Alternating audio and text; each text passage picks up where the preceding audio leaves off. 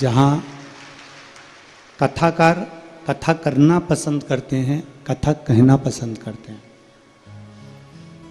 पीछे महादेव की होली सीहोर की हुई, महादेव की होली आष्टा की हुई। आष्टा की महादेव की होली 29 तारीख को हुई, जिसमें गुलाल की जगह कोई नारियल फेंका गया, जिसके कारणवश ब्रेन में थोड़ा सा दिक्कत आ गया है। तो जो गुम्मा, जैसे कि चोट लगती है तो गुम्मा ऊपर उठता है, तो अंदर की ओर चोट लगने के कारण अंदर सूजन हो गई है ब्रेन में। तो डॉक्टरों के हिसाब से माइंड पर ज़्यादा जोर नहीं दे सकते और लगातार दवाइयों पर अभी थोड़ा सा रहना पड़ेगा। तो जब तक डॉक्टर परमिशन नहीं देते तब तक कथा हम कर नहीं सकते।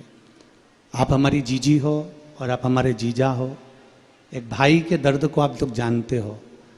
तो मुझे उम्मीद है कि आप सब यहाँ पहुँचे, आप लोगों को कष्ट हुआ और केवल हमारे वचन को निभाना था, इसलिए हॉस्पिटल से छुट्टी कराकर मैं आज आप लोगों के बीच में आया हूँ।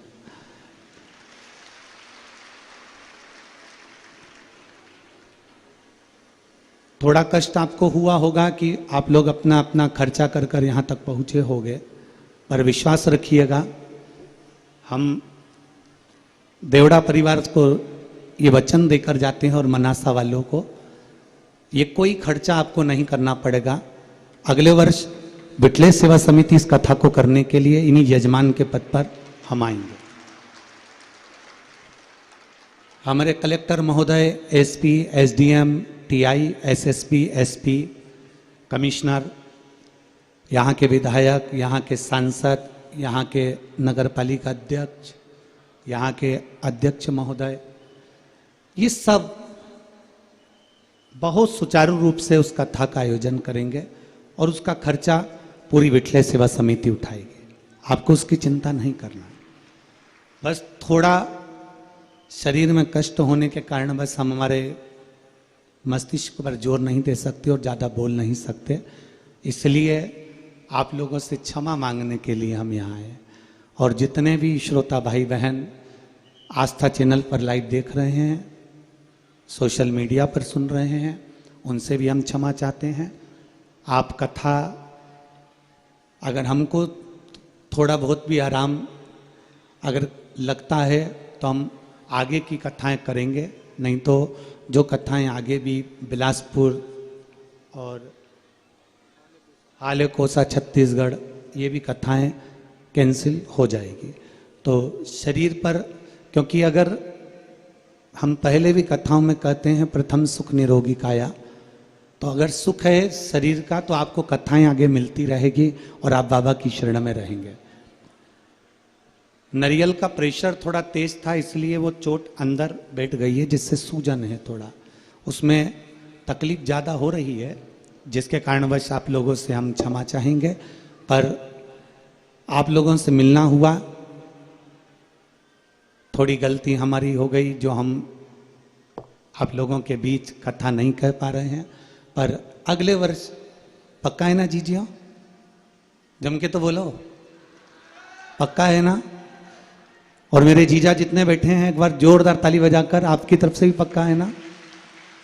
हम स्वयं आएंगे, स्वयं बिटले सेवा समिति आएगी, यजमान भी यही हमारा देवड़ा परिवार रहेगा, उसमें किसी का खर्चा नहीं, केवल आप लोगों को आकर कथा को श्रवण करना रहेगा। और अभी जितनी संख्या में आप लाखों की संख्या में आए हो, उस अगली कथा में आप प्रथम दिन से ही 5 लाख से शुरुआत करना और इस कथा का लाभ लेना, मना नहीं आप लोगों। तो एक बार पुनः फिर क्षमा चाहते हुए मैं अपनी वाणी को विराम देता हूँ। यहाँ प्रशासन ने भी बहुत अच्छी व्यवस्था संभाली है।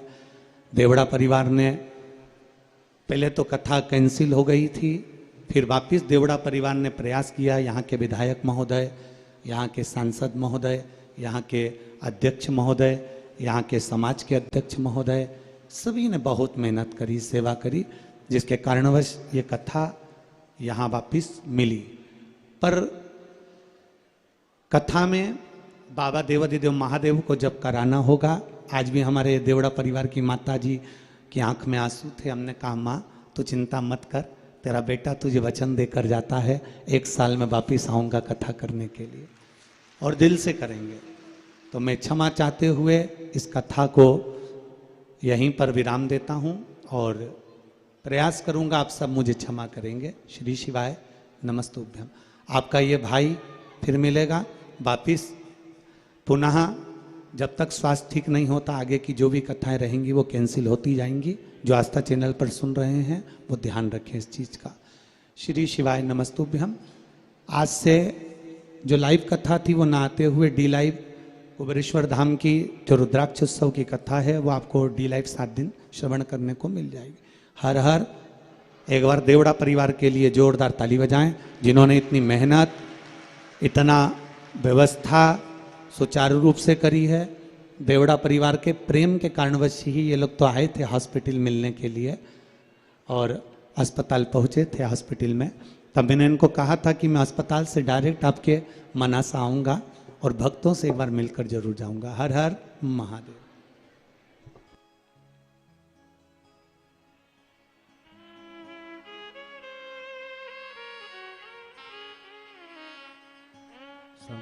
सर